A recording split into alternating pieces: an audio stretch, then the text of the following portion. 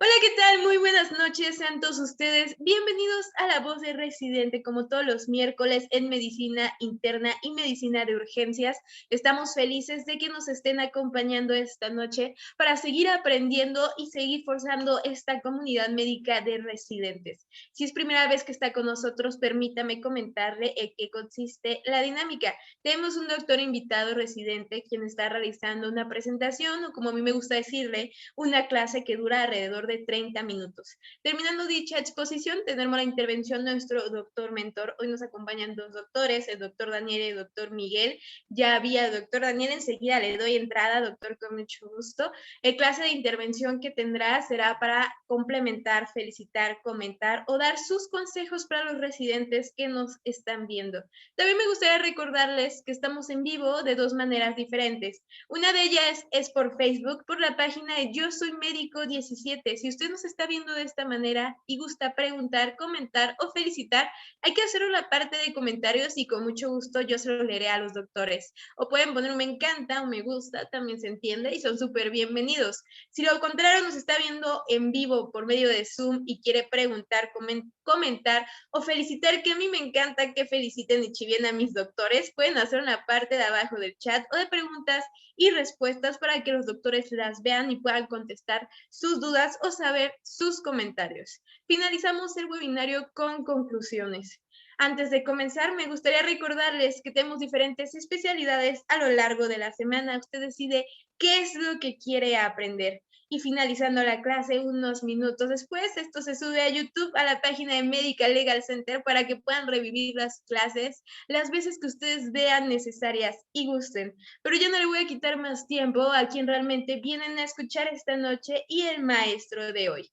Él es residente de segundo año de Medicina de Urgencias en el Hospital General Regional número 12, licenciado Benito Juárez, IMSS Mérida, Yucatán, y es médico cirujano por la Universidad Autónoma del Estado de México. El doctor Carlos Rodríguez. ¿Cómo está, doctor Carlos? ¿Sí me escucha todo bien? Todo bien, buenas noches. Excelente, doctor, agradecida que se esté dando unos minutos para estar con nosotros y enseñarnos de sus conocimientos y de su experiencia.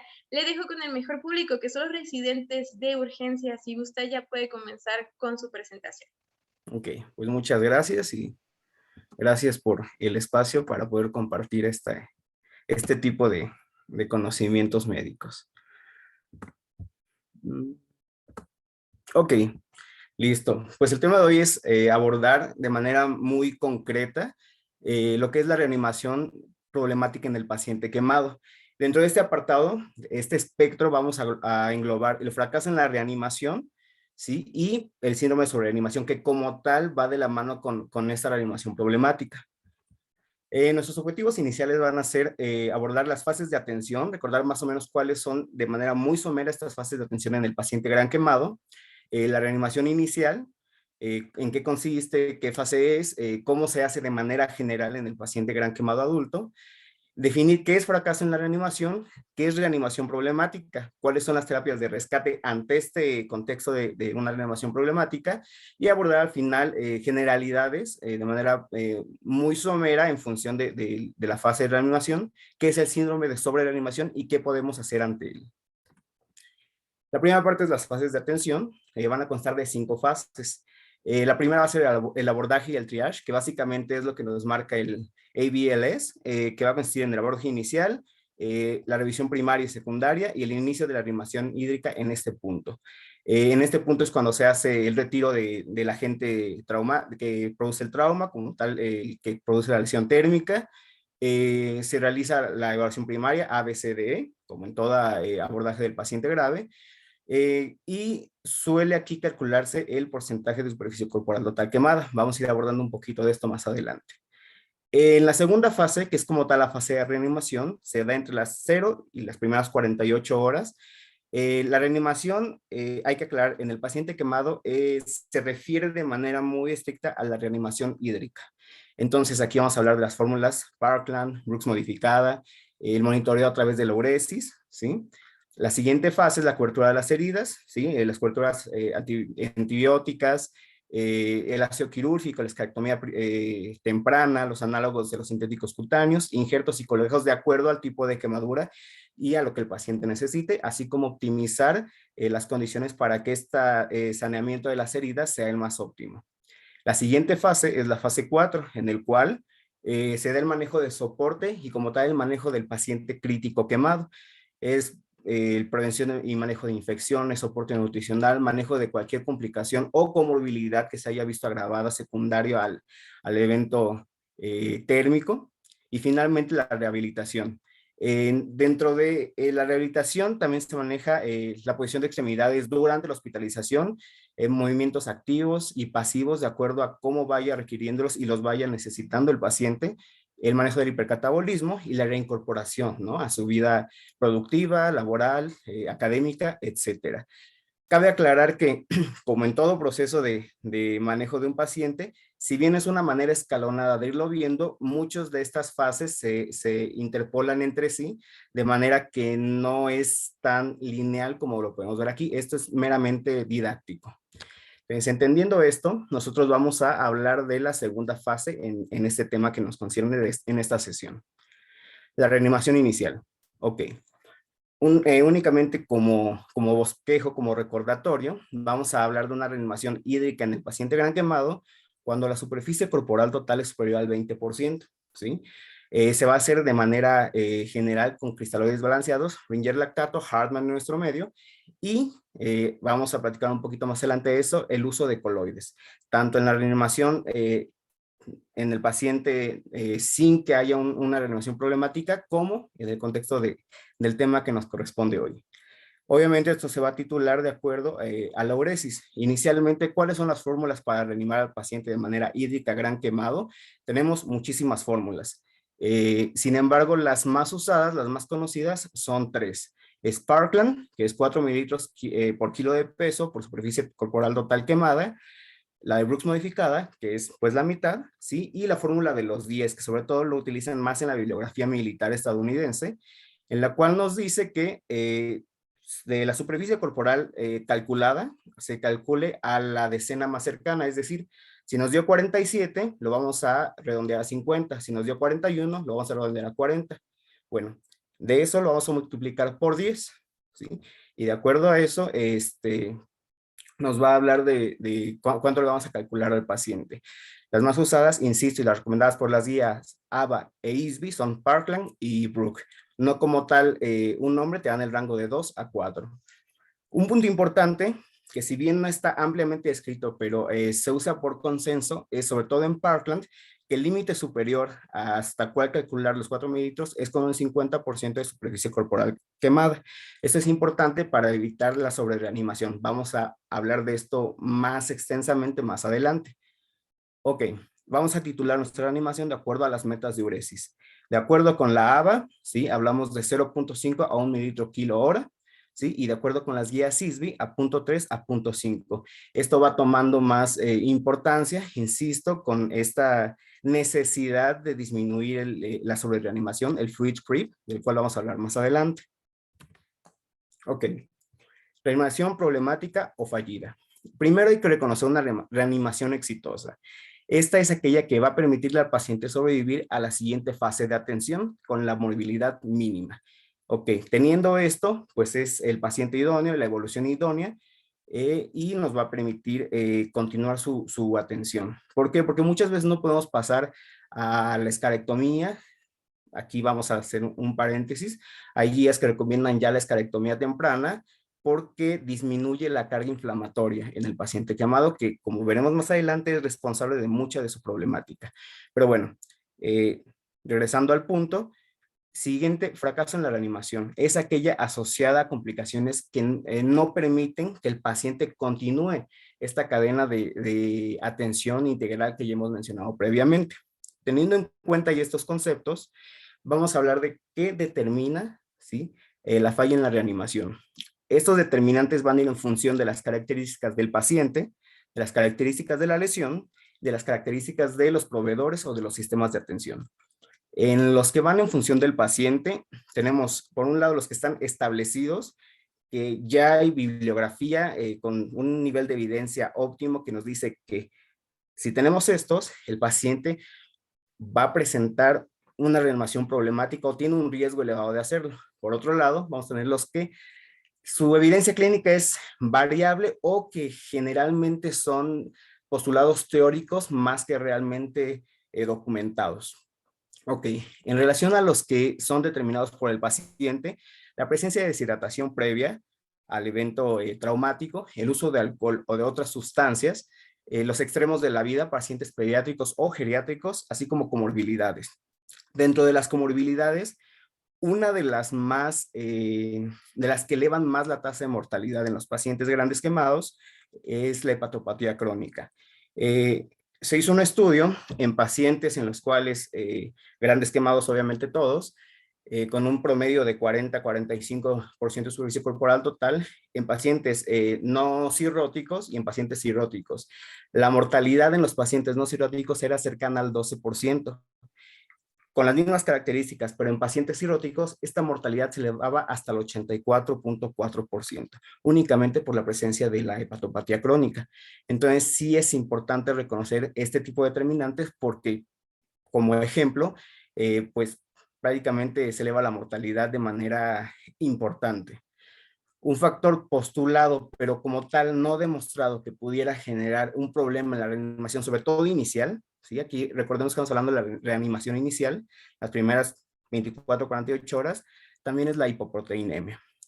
En cuanto a las características de la lesión, los determinantes más importantes son la superficie corporal total amplia, la extensión evidentemente mayor al 20% requiere una reanimación agresiva, que es la que conocemos con las fórmulas. Conforme vaya creciendo, pues la mortalidad o el riesgo de que nuestro paciente desarrolle falla multiorgánica, pues va a ser directamente proporcional.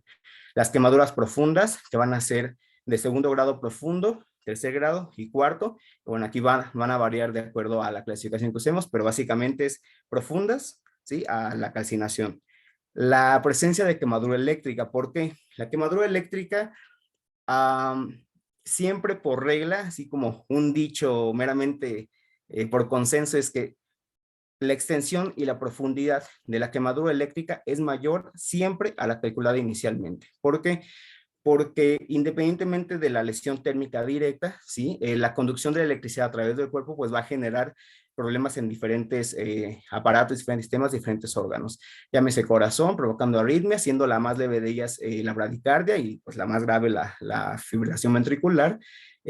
Obviamente lesión en los músculos que nos va a generar una rhabdomiólisis, no siempre, pero es importante mencionarlo porque en superficies amplias por quemadura eléctrica es común y eso pues obviamente va a generar una lesión renal si no se detecta o no se maneja adecuadamente.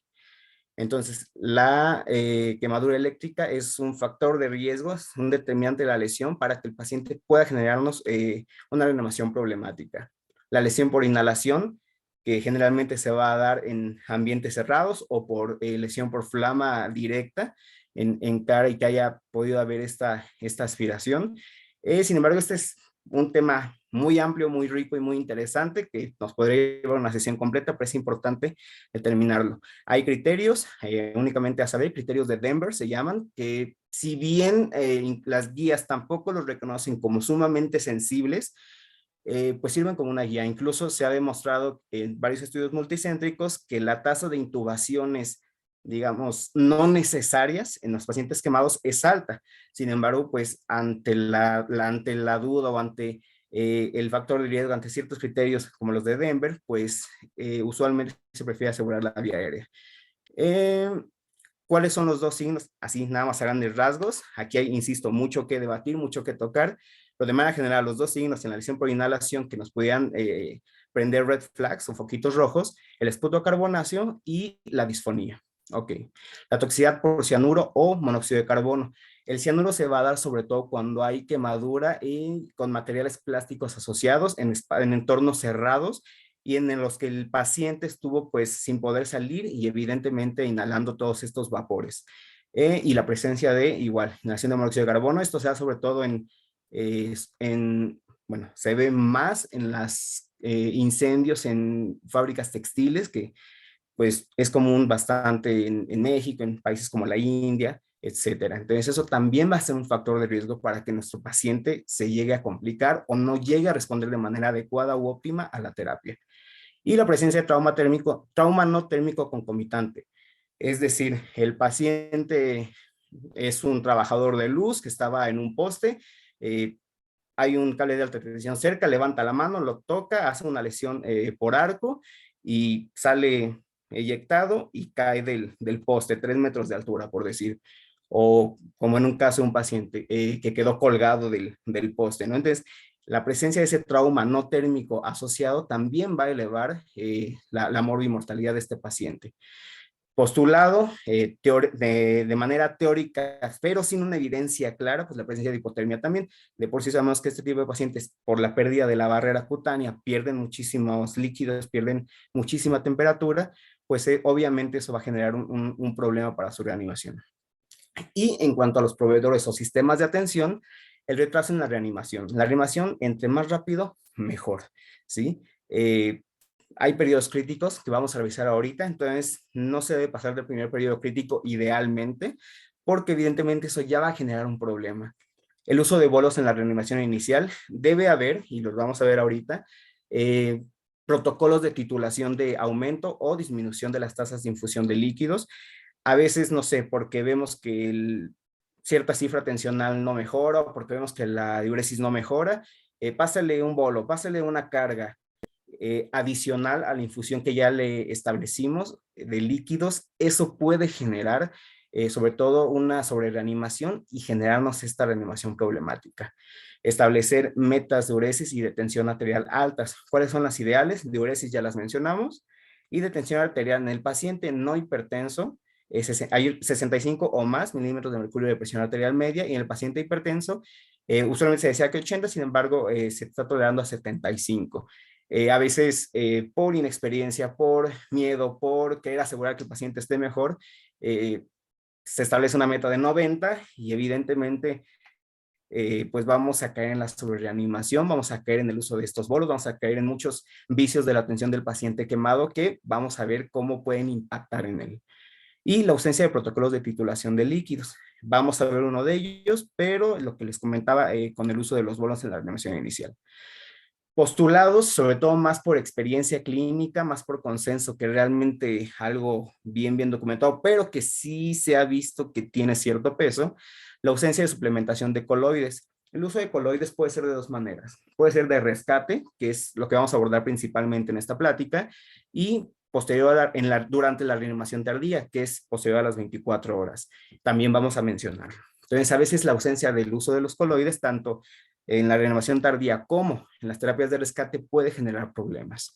Las infusiones analgésicas, opioides sobre todo, y sedantes excesivas también pueden generar que el paciente no tenga una adecuada respuesta o que nosotros pues caigamos de nuevo en esta sobrereanimación. También lo vamos a mencionar un poquito más adelante. Las múltiples transferencias en el paciente, es decir, el paciente se quemó y llega a su unidad de medicina familiar, de ahí lo mandan al hospital rural, del hospital rural le hacen intervenciones, si hay una adecuada comunicación vamos a saber bien, si no, no sabemos, y de ahí a su hospital de zona, y de ahí al hospital de la unidad de quemados, por decirlo. Entonces, estas múltiples transferencias generan un retraso en la atención del paciente. Obviamente, las diferentes maneras de atender al paciente, la experiencia de los diferentes centros para atenderlo y sobre todo la comunicación. Muchas veces pasa que llega el paciente después de 3 unidades y no sabemos cómo iniciar la reanimación inicial, no sabemos a cuánto de calcular, no sabemos si siquiera fue reanimado. Entonces, eso más el retraso en la atención, pues va a generar una problemática para el paciente. El inexpertise para atender al paciente quemado también, pues evidentemente va a ser un factor importante para la reanimación pues fallida, problemática y la sobrereanimación. Y un punto es el retraso en el reconocimiento de la lesión renal aguda, sobre todo en los pacientes que por quemadura eléctrica o en aquellos pacientes en los que vamos a ir viendo generalmente las primeras 3 horas del inicio de la reanimación, es probable que no veamos alcanzadas las metas de uresis, ¿sí? Aquí hay dos extremos, los que se apresuran y en las primeras 3 horas dicen, pasó 1 hora, pasó 2 horas y no alcanzamos la meta, sube los líquidos y viene la sobreanimación. Pero está el otro extremo, pasaron ya 8 horas y dale chance, ya le calculamos bien los líquidos y pues realmente el paciente aquí ya pudiéramos hablar de una lesión renal, ¿no?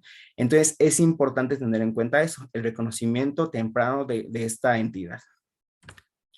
Los periodos críticos de reanimación van a ser 3. De las primeras 8 horas, que va a ser el temprano, ¿sí? De las 0 a las 24 horas, que en la bibliografía como tal lo escriben como in resuscitation, entonces en español sería algo así como tras resucitación durante la reanimación, y posterior a las 24 horas, que es el tardío. De acuerdo a los periodos críticos, vamos a tener ciertos signos, ciertos marcadores que nos van a hablar, que nos pueden predecir más bien el fracaso en la reanimación o esta reanimación problemática. En las categorías en las que vamos a englobar de manera muy somera estas variables son reanimación hemodinámicos, algún trayecto clínico y laboratorio. En las primeras 8 horas, déjenme coloco el láser. Ok, en las primeras 8 horas que observemos múltiples incrementos en la infusión de cristaloides, es decir, ya le hicimos su fórmula de Parkland, su fórmula de Brook, etcétera, y quedamos que iba a quedar el paciente con una infusión de 200 mililitros por hora, por decir un ejemplo. Vemos que no alcanzamos la metiduresis, vemos que el paciente está hipotenso, ¿sí? Vemos que no hay una respuesta como tal, ¿y qué es lo que hacemos? Ok, aumentale a 250. Auméntale a 300, auméntale a 400, ¿sí? Cuando vemos que existen ya múltiples ajustes, sobre todo con tendencia a la alta, ¿sí? Para la administración de cristaloides. Aún con ello, observando la presencia de hipotensión, sobre todo, insisto, vamos a guiarnos por las presiones arteriales medias, 65 en el paciente, pues digamos de manera general, o que ya con eso, ¿sí? Haya un requerimiento de vasopresor. En cuanto a otros ensayos clínicos, pues la presencia de oliguria o anuria, a pesar de una reanimación pues relativamente adecuada, ¿no? Que la fórmula está bien, que ya tiene su vasopresor, que etcétera, en caso de que lo requiriera, y aún así no estamos alcanzando las metas urinarias. Entonces, ese es otro punto. Y en cuanto a laboratorios, generalmente la presencia de acidosis puede predecir que el paciente no responda de manera adecuada, sobre todo si es una acidosis pues importante, ¿sí? Y asociada a la hiperlactatemia. Eso es en el primer periodo crítico de la reanimación. En el segundo periodo, ¿sí? Obviamente que esta reanimación hídrica ya sea de 1.5 a 2 veces lo predicho, es decir, iniciamos con 200 y de pronto ya lo tenemos en 300, 400 sin alcanzar esta meta o incluso lo tenemos en 400, apenas alcanzando las metas, pero pues esa tasa de infusión a la larga pues nos va a generar una sobrereanimación. Ahorita vamos a hablar cuándo es sobrereanimación, cuándo debemos tener cuidado, qué podemos hacer para evitarla. Ante este contexto, poca o nula respuesta al rescate con coloides, que es lo que vamos a ver más adelante, la hipotensión persistente, ¿sí? O ya que tengamos como tal el choque refractario, ¿no? Sobre todo con el uso de vasopresor a dosis alta, una reanimación hídrica pues adecuada y que el paciente simplemente no tenga una respuesta.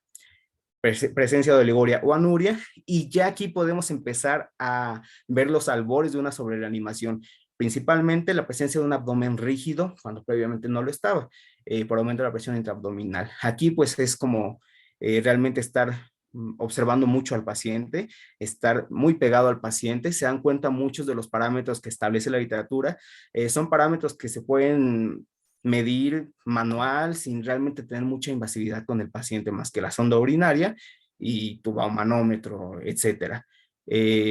Igual hay un apartado en lo cual comparan métodos invasivos contra el monitoreo con la función renal o con la uresis, y pues no hay inferioridad en ninguno de los dos, y evidentemente pues por barato, por accesible y por experiencia se sigue monitorizando a través de la uresis. Pero bueno, ese es comentario.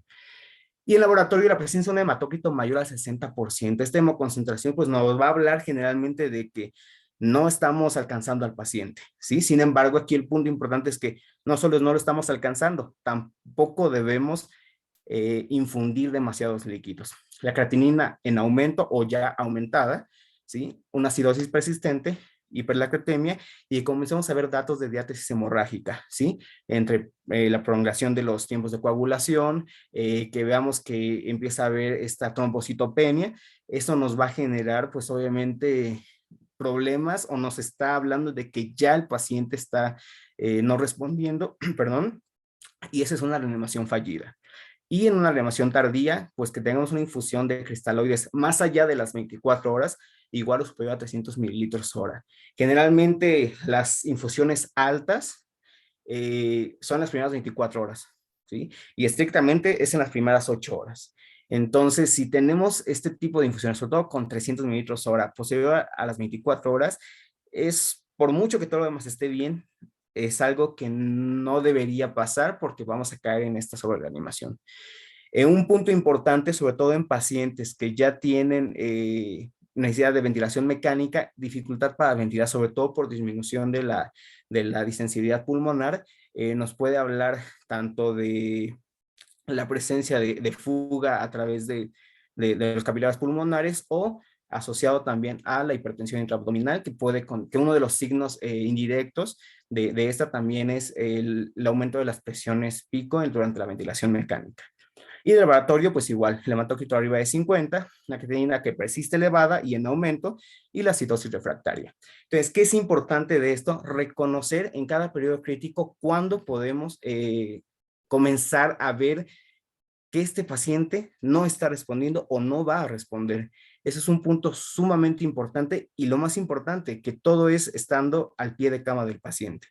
Entonces, hay que llevarnos muy en la mente esta tablita, esta información, porque muchas veces estar nada más al pendiente y podemos tener muchas formas de incidir, ¿no? Cuando observamos que el paciente puede presentar una reanimación problemática. Ok, en la fase temprana los principales predictores van a ser la edad, como ya dijimos, los pacientes en los extremos de la vida, la superficie corporal quemada, pero hay escalas de mortalidad. Una de las más usadas, sobre todo por la ABA, es la APSI modificada, en la cual vamos a hablar de que hay edad, parámetros, ¿sí? Lesión por inhalación, espesor de la quemadura y obviamente su relación con el porcentaje corporal.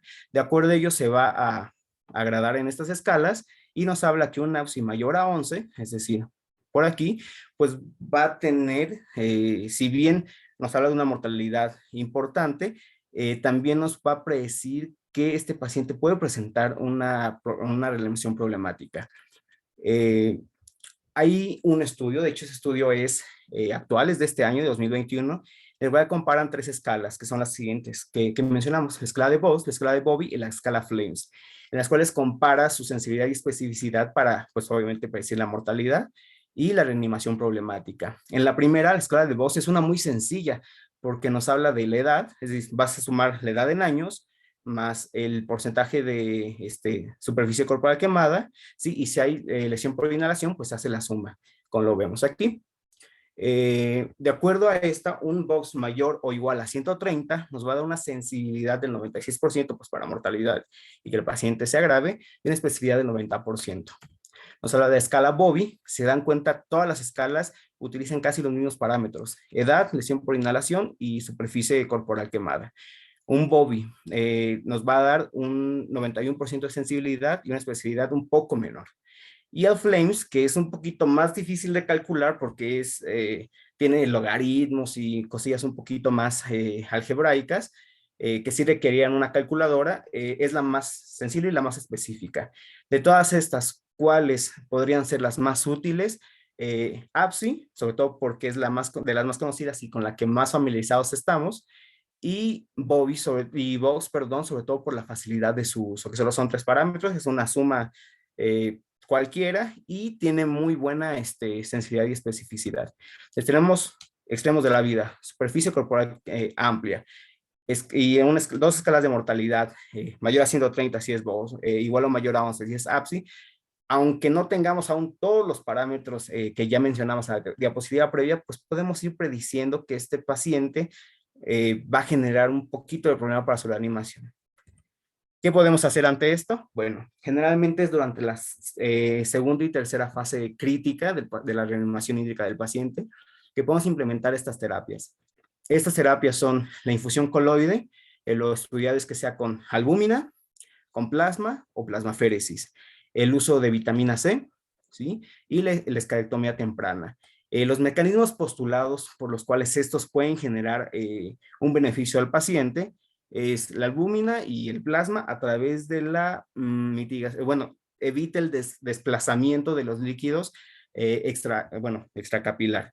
Y obviamente la hipoalbuminemia que se llega a presentar sobre todo en la zona quemada. Vamos a explicar un poquito más adelante esto.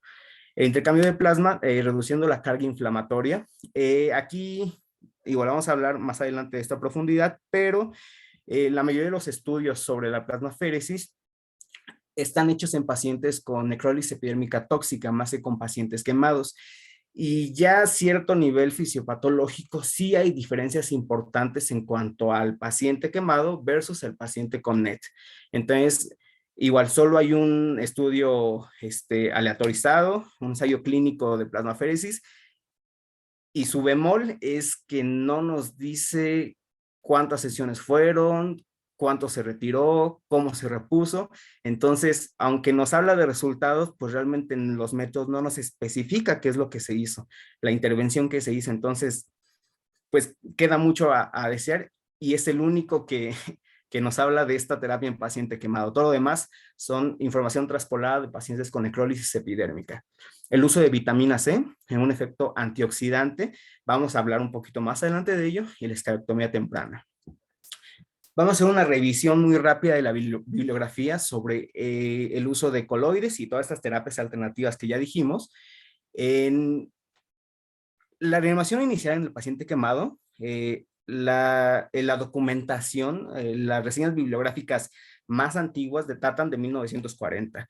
Harkins establece una fórmula en la cual nos dice que se va a dar 1 litro de plasma por 10% de superficie corporal en las primeras 24 horas. Si se dan cuenta, la reanimación inicial se hace con coloides y se hace con plasma.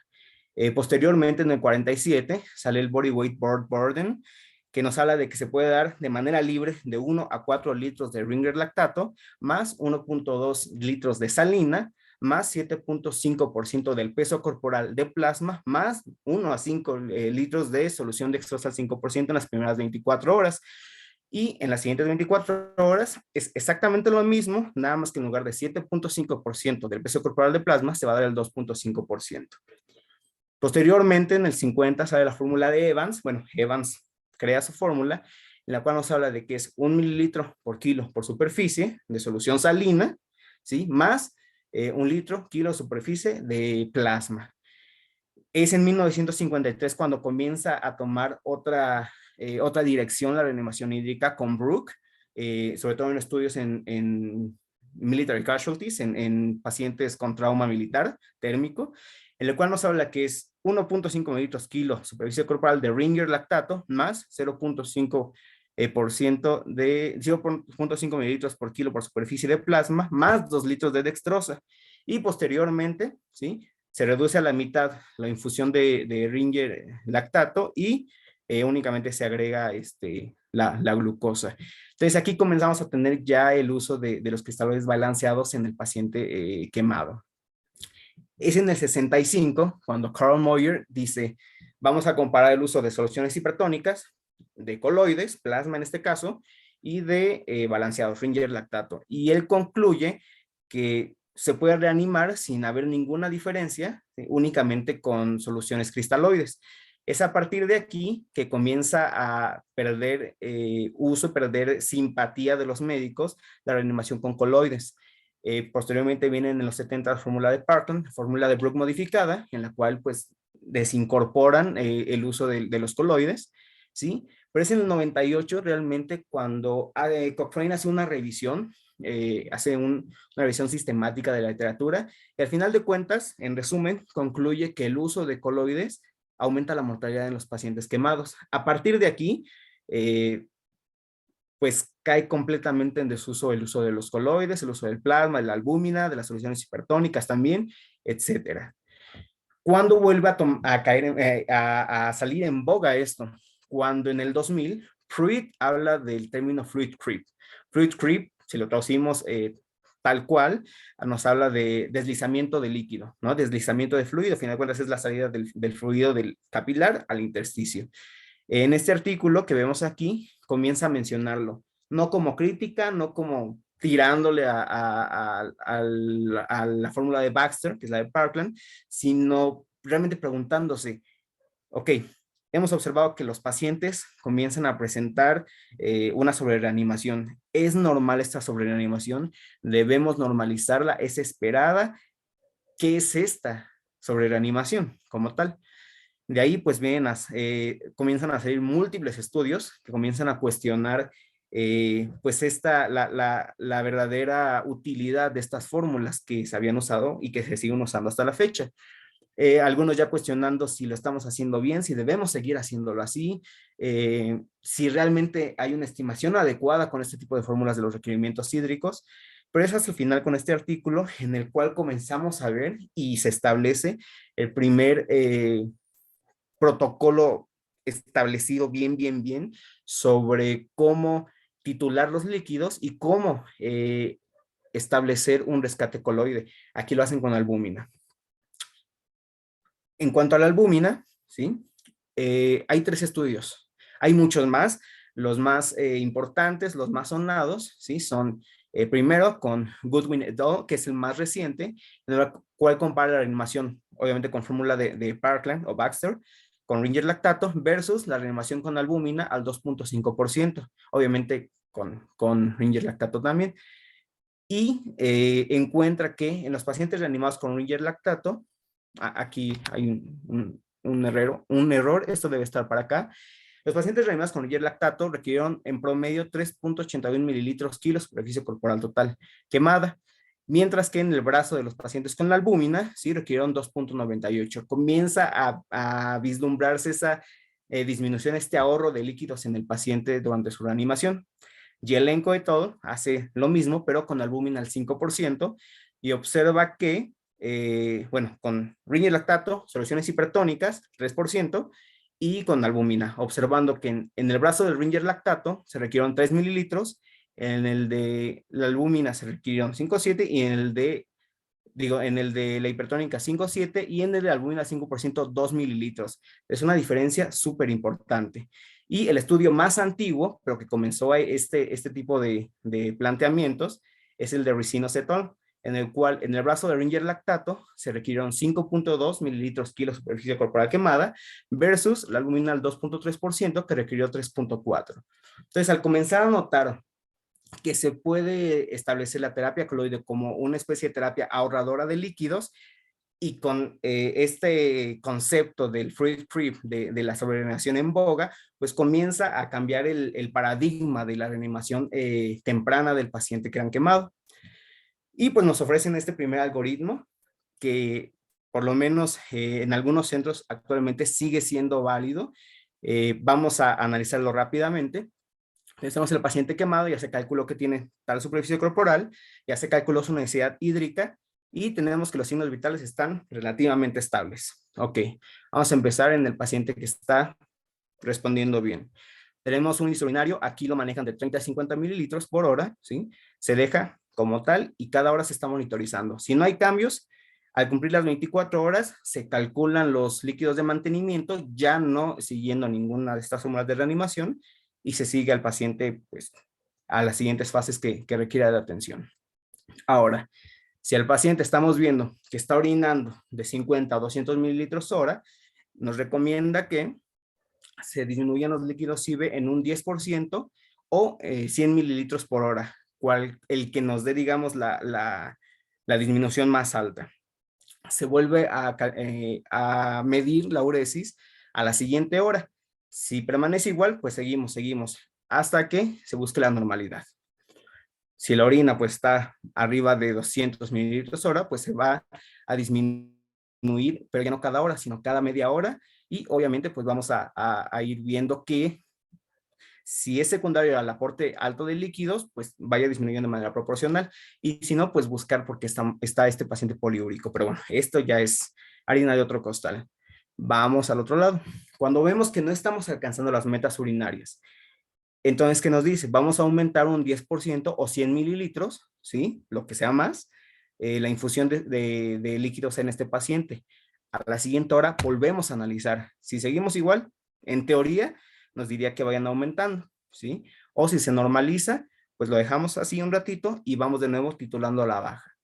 Si el paciente presenta prácticamente anuria y si permanece más de 2 horas con los líquidos altos o con aumento de los líquidos, sobre todo más de 2 veces, en este algoritmo nos marca lo cálculo, es decir, si tenemos una tasa de 200, ya le aumentamos a 300, ya le medimos la siguiente hora, sigue orinando abajo de metas, le volvió a aumentar a la siguiente hora, ya estoy en 400 y sigue orinando menos de las metas, entonces aquí ya debemos de buscar una terapia de rescate coloide. Es decir, nos vamos a ir para acá.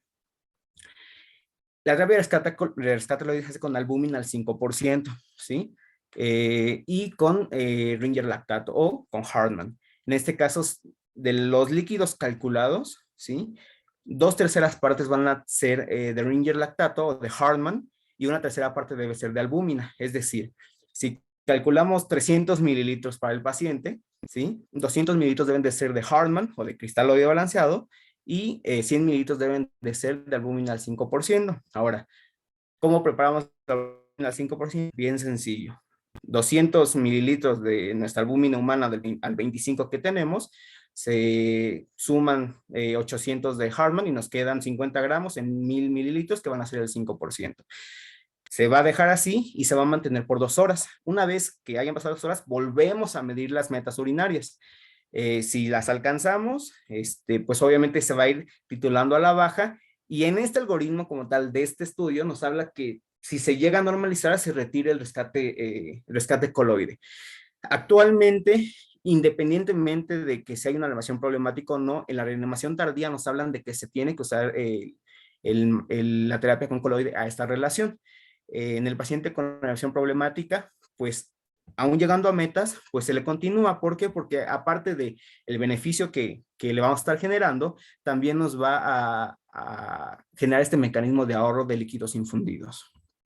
Ahora, ¿por qué al 5%? ¿Por qué no le ponemos la albúmina que tenemos en los hospitales 25%, 20%? Ok, se hizo un estudio en el cual se estudió el paciente que se le reanimó con albúmina al 5%, al 25% y con soluciones hipertónicas. Con las soluciones hipertónicas, solución al 3, 7.5%, y las soluciones hiperoncóticas, es decir, con albúmina 20-25%, se observó que había mayor tasas de falla renal, ¿no? Se precipitaba la falla renal en este tipo de pacientes, cosa que no se observó con albúmina al 5%. Es por eso que los protocolos de reanimación y de rescate de coloides se establece que sea con la albúmina al 5%. Ok, el siguiente coloide es el plasma. El plasma, el uso del plasma es, recordemos, la medida inicial de reanimación. ¿Qué se observó en esto? Pues se observó en cuanto al incremento de la presión abdominal en el brazo de Ringer lactato, se alcanzaron presiones de hasta 26.5 milímetros de mercurio versus la reanimación con plasma de 10.6. Entonces se observa una diferencia importante y se limita muchísimo la sobrereanimación del paciente. Entonces es súper importante, aunque pues realmente los líquidos requeridos, pues la variabilidad pues es de únicamente 0.05 litros por kilo, medio litro a final de cuentas, pero que por 24 horas, por peso del paciente y por superficie, pues se convierten en una cantidad importante. De aquí solo actualmente, ¿sí? Actualmente solo 2 estudios nos hablan con cierta fiabilidad del uso del plasma.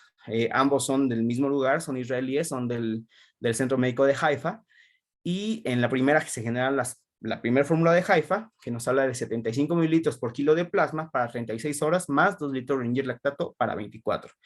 Se hace una revisión de esta y se limita el cálculo de superficie corporal hasta el 50%. Es decir, si el paciente tiene 80% de superficie corporal quemada, pues se le va a calcular hasta 50 para evitar esta sobrereanimación. Y al final de cuentas quedan muy parecidas ya cuando se hace el cálculo oral de la fórmula. Son los únicos 2 estudios randomizados con cierta calidad en la que nos habla el uso del plasma y en los que se especifica cómo se hace la intervención, ¿no? Porque no en todos se especifican las intervenciones o son sumamente variables o no están randomizados o únicamente son estudios observacionales, son retrospectivos. Entonces estos 2 son los que nos dan un poquito más de más evidencia sobre el uso del plasma. Sin embargo, pues realmente hasta la fecha no hay una indicación precisa del uso de este tipo de fórmulas. Recordemos, Brooke, Parland o la regla de los 10. La plasmaféresis, ok. Hay muchos estudios, como les comentaba, la mayoría son de información traspolada con pacientes con necrosis epidérmica tóxica. De estos estudios, hay una variabilidad importante. Los que tuvieron menos sesiones fueron 2, los que tuvieron más sesiones fueron 8. La mayoría usó de 2 a 3.5 de litros de plasma que se retira, bueno, que se recambia y se repone tanto con plasma fresco como con albúmina que va del 4 al 20%. La mayoría no especifican sus métodos y la variabilidad de estos, además de que el paciente no es estrictamente el paciente quemado, pues va a generar pues cierta controversia para realmente establecer un punto de práctica aquí. Dos estudios que sí son en pacientes quemados son el de Klein y el del Wake Forest Burn Center, en el cual sí se observa una disminución del lactato, del hematócrito y del déficit de base, y en el del Wake Forest Burn Center, una mejoría de la TA del 24% media, un aumento del 400% del índice urinario, ¿sí? Después del inicio de la reanimación, y una disminución del 50% del lactato. Sin embargo, el problema de estos dos estudios es que en sus métodos ninguno te especifica cómo se hizo la intervención. No te dicen cuántas sesiones, cuánto duró, cuánto se recambió, cómo se repuso. Entonces, pues igual, los pacientes son muy pocos, en uno de ellos solo son 19 pacientes. Entonces, pues queda un poco azaroso el realmente definir si la plasmaféresis pues podemos integrarla, así como los costos, tanto el uso del plasma como de la plasmaféresis con relación al albúmina, al 5%. Entonces es un punto sumamente importante. La presencia del ácido ascórbico, la vitamina C. El estudio inicial lo hizo Tanaka y hablaba de infusiones altísimas de 66 miligramos kilo hora de vitamina C, que observó pues que en pacientes en el brazo de los que se les infundió requirieron menos volumen, es decir, 3 mililitros versus 5.5. Un aumento de peso, dada la infusión, del 9.2 kilos en el brazo de los que se les infundió la vitamina C versus los que se les infundió del 17.8. Y de ventilación mecánica importante. Sin embargo, se observó también una importante nefropatía por oxalato de calcio, por lo cual se limitó después en este estudio a 2 gramos por 24 horas. Ok, eso fue en cuanto a la reanimación problemática. Vamos a abordar un poquito rápido aquí el síndrome sobre reanimación, únicamente como parte del espectro de la reanimación problemática y no como tal sobre los diferentes patologías del síndrome sobre reanimación. Recordemos, como les mencioné, Pruitt es el primero que lo menciona y al final se dio un consenso en el cual una reanimación mayor a 6 mililitros kilo por superficie corporal quemada va a indicar un riesgo de sobrereanimación o más de 25 litros en 24 horas o el índice de Ivy, el cual es mayor a 250 mililitros por kilo por día. ¿Por qué se da esto? Bueno, aquí es muy importante entender la fisiopatología. Es muy amplia, aquí nos vamos a limitar a entender la microcirculación. La diferencia de presiones capilar intersticial nos va a dar la presión neta de filtrado del capilar. Vamos a tener que la presión capilar, ¿sí? Menos la presión intersticial, ¿sí? Hidrostáticas, menos el coeficiente de perfusión. Este es de acuerdo a la albúmina. Nos habla de decir qué tan permeable es la membrana a la albúmina.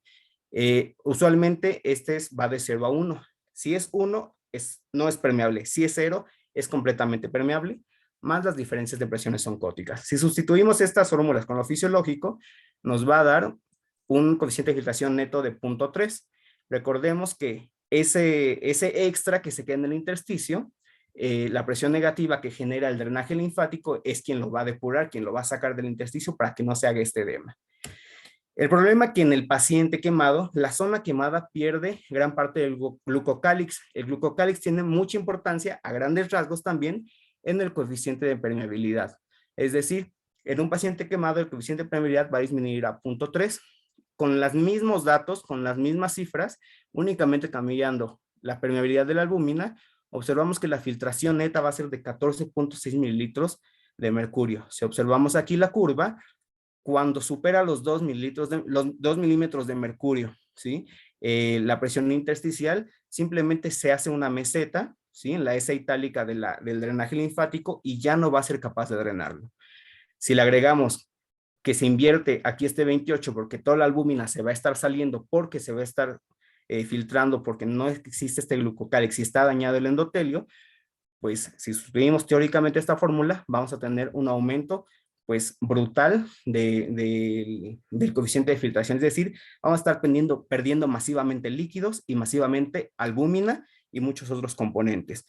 Esto explica que el paciente quemado requiera tasas industriales de infusiones de líquidos y cómo los coloides pueden ayudar en este punto. Pero esto no es todo. En el tejido no quemado, ¿sí? Al perder la albúmina, al perder albúmina por el tejido quemado, va a disminuir la presión oncótica. Supongamos que pasa de 28 a 20. Esta disminución simplemente nos va a generar un aumento del coeficiente filtrado de 7.7 milímetros de mercurio. Es decir, estamos muy por fuera de la tasa de regulación que nos puede generar el drenaje linfático. Y eso va a generar el síndrome de sobreanimación. ¿Por qué? Porque al disminuir la presión oncótica intracapilar, aumenta el coeficiente de filtración y va a hacer que salga líquido. ¿Por dónde precisamente? Pulmones, abdomen, principalmente extremidades y a nivel del nervio óptico. ¿Qué nos va a determinar una sobrereanimación? ¿Qué nos puede poner al paciente en riesgo de que se sobrereanime? Una mala estimación del peso del paciente, es decir, pesa 80 y le calculamos 100 kilos, pues nos estamos pasando por mucho. Una estimación inadecuada de la superficie corporal quemada. Si bien hay varias formas, regla de los 9, Long-Browner, la regla ¿cómo se llama? De los 10 también. Sin embargo, todas tienen el problema de que sobreestiman la superficie corporal quemada.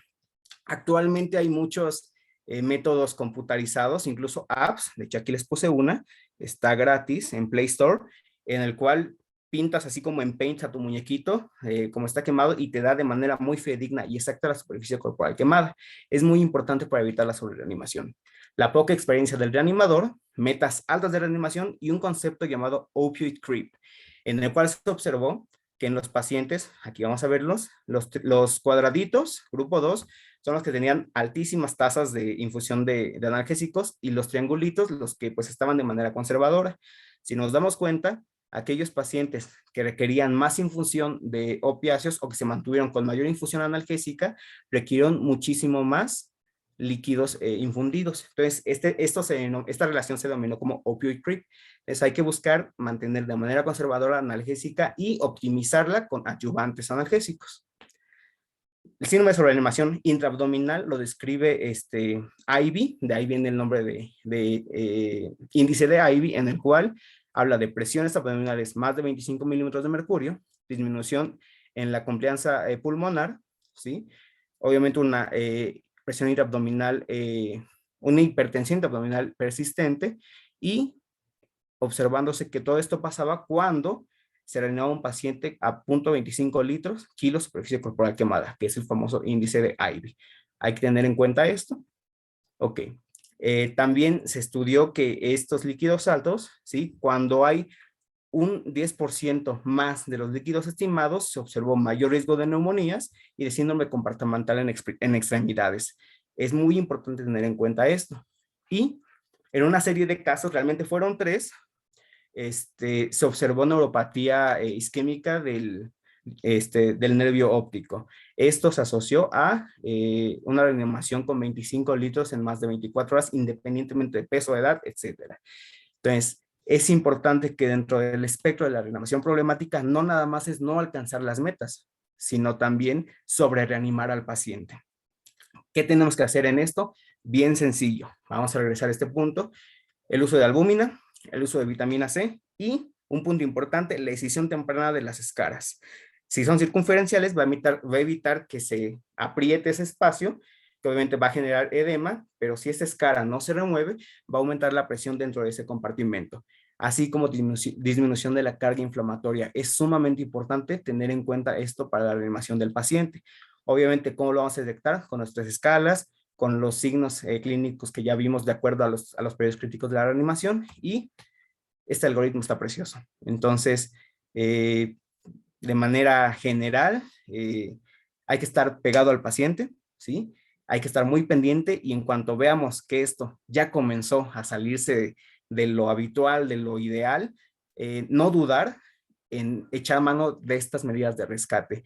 Los pacientes mejoran, a los pacientes les va muy bien y de verdad parece magia, parece incluso artesanal todo lo que se está haciendo, porque muchas veces, si bien no está descrito, ¿sí? Y si bien tenemos múltiples artículos científicos, cuando llegas con este paciente, cuando lo individualizas con este paciente, observas cómo la ciencia se convierte en arte.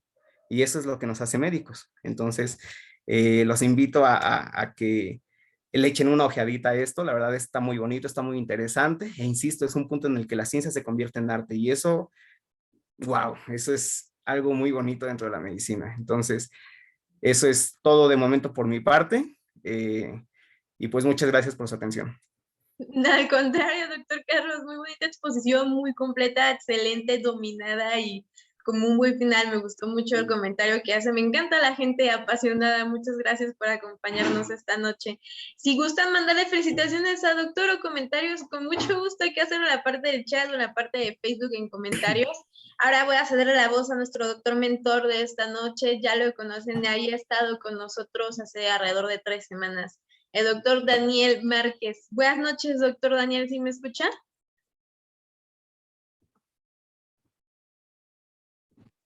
¿Qué tal? Buenas noches.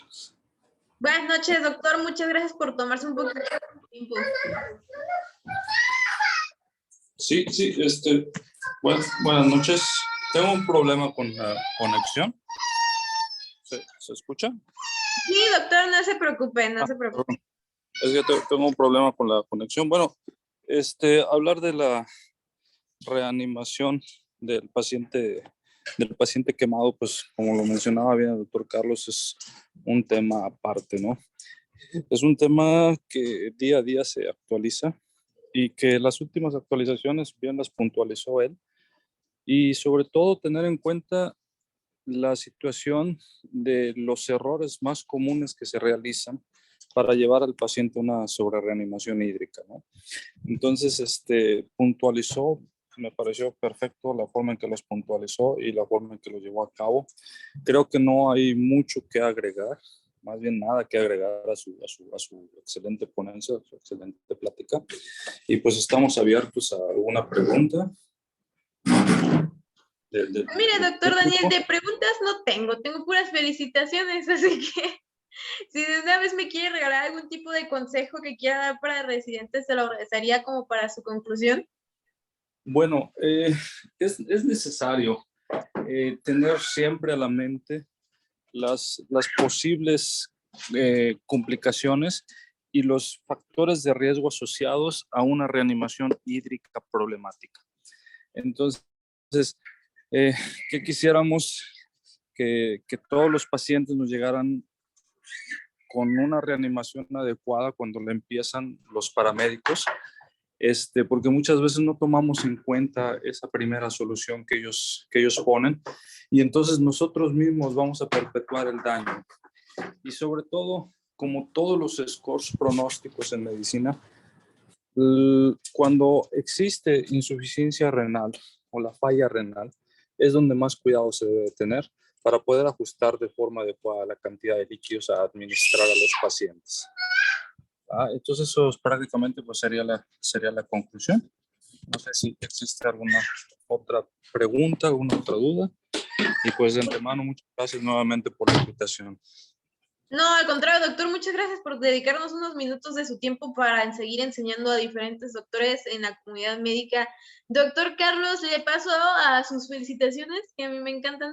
Tengo varias, voy a empezar con Lenny Pérez, muchas felicidades. Ivette, gracias por compartir información, felicidades. Maribel Barrera, excelente explicación, muchas gracias por compartir sus conocimientos con nosotros. Jesús Rodríguez, felicidades amigo, excelente. María Fernanda, excelente ponencia. Pamela, excelente ponencia, amigo, felicidades. Lisandro, felicidades, gracias, doctor, por su conocimiento. Michelle, súper plática, muchas gracias y muchas felicidades. América manda, excelente ponencia, muchas felicidades. Y Tania, buenas noches, excelente, gracias, doctor. Veo también unas felicitaciones de María que dice, felicidades, excelente ponencia. Hola, y también mandan felicitaciones. Y Marian manda también felicidades, doctor. Entonces, doctor Carlos, ya nada más me tocó chiviarlo. Así que muchas felicidades, excelente presentación. Realmente se notó un dominio de tema y mucha pasión sobre todo. Así que muchas gracias por dedicar un poquito de su tiempo para enseñarnos. Me gustaría recordarles que si se perdieron un poquito de la plática del doctor Carlos, lo pueden volver a encontrar en YouTube como Medical Legal Center. Ahora me dedico a usted, jefe o jefa de residentes, si requiere alguna de nuestras pláticas para adiestramiento o capacitación en temas médicos legales, por favor comuníquese con nosotros al correo atención.mlc@gmail.com. Atención, hay que escribirlo sin acento, .mlc@gmail.com, y estará recibiendo de nuestras pláticas de manera gratuita en esta temporada de pandemia. Veo otro comentario de Isel que dice, muchas felicidades, saludos de Chiapas. Entonces, muchas gracias, doctor Carlos, que pase muy bonita noche. Muchas gracias y pues, gracias a todos por su atención. Espero les haya agradado. Muchas gracias, doctor. De Jesús Mana, excelente participación, doctor Rodríguez. Que tenga muy bonita noche.